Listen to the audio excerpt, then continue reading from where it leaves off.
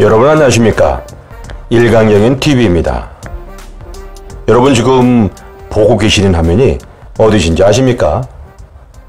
바로 광명동굴 주변 전경입니다. 광명도시공사는 광명동굴 주변 도시개발 사업을 위해 민간사업자 공모에 나섰습니다.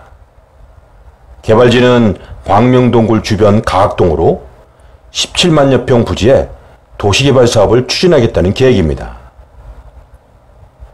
민간 공모를 실시한 결과 미래에셋증권, 현대산업개발, 제일건설이 참여하는 NH증권 콘소시엄, GS건설과 태영건설이 참여하는 산업은행 콘소시엄, 삼성증권, 금호, 중흥건설이 참여하는 한국투자증권 콘소시엄, BNK증권, 롯데건설과 우미건설이 참여하는 하나금융투자증권 콘소시엄 등 4개의 콘소시엄이 사업 신청을 접수한 것으로 알려졌습니다.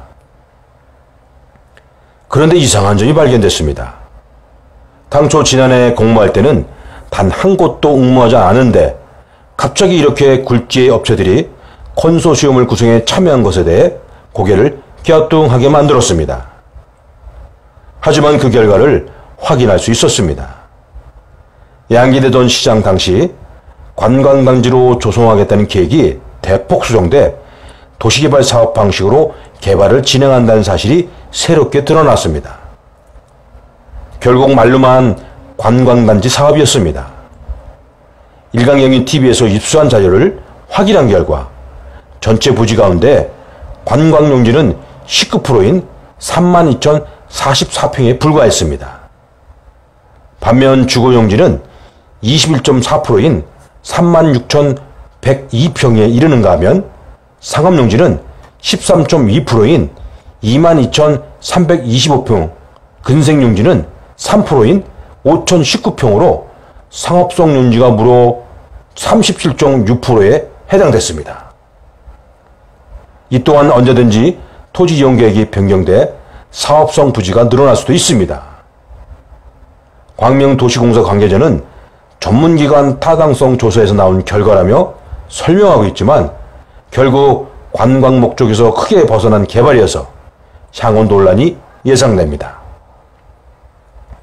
시와 공사가 개발이라는 명목하에 대기업들만 배를 불리는 개발 사업이 될 수 있다는 우려의 목소리가 나오는 이유입니다. 시의원들도 당초 개발 목적에서 많이 벗어난 개발 사업은 안 된다는 입장을 보이는 의원들도 많아 이를 설득하기 위해선 상당한 시간이 필요해 보입니다. 이런 가운데 우려스러운 이야기도 들립니다. 벌써 특정 콘소시엄 업체가 선정됐다는 이야기에서부터 특정 인물이 특정 업체를 밀고 있다는 이야기입니다. 워낙 개발비가 높고 수익성도 좋아 대기업들이 눈독을 들여다보니 나오는 이야기지만 아니 땡 굴뚝에 용인할 수 없습니다. 사업 추진하기도 전에 생선 비린내가 진동하는 것이 아닌지 우려됩니다. 일강경인 TV였습니다.